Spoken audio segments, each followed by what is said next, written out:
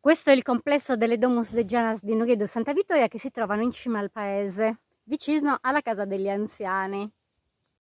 Aio, Beniga di Gontu.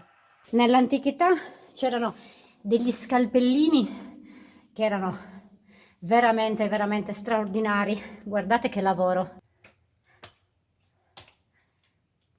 Queste domus hanno più vani, bisogna essere filiformi per riuscire ad entrare. Le vedete? Quindi erano pluricellulari, delle sepolture veramente più che familiari. Guardate quest'altro vano come è articolato, una grande cavità da cui poi si diramano le altre celle.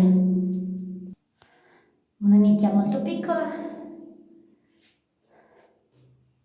Bellissime e suggestive tombe Domus de Janas di Noghedo Santa Vittoria.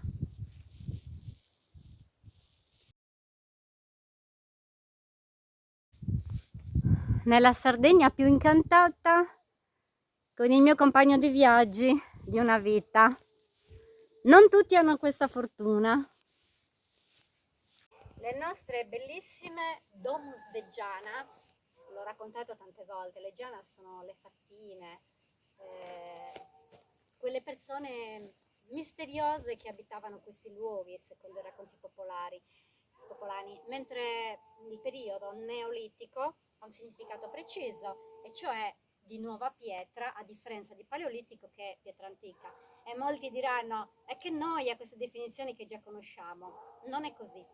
Per moltissime persone queste piccole curiosità sono l'inizio di un lungo e approfondito studio sulla nostra cultura. E noi sardini siamo fieri. Ciao, Asi Birisanusu!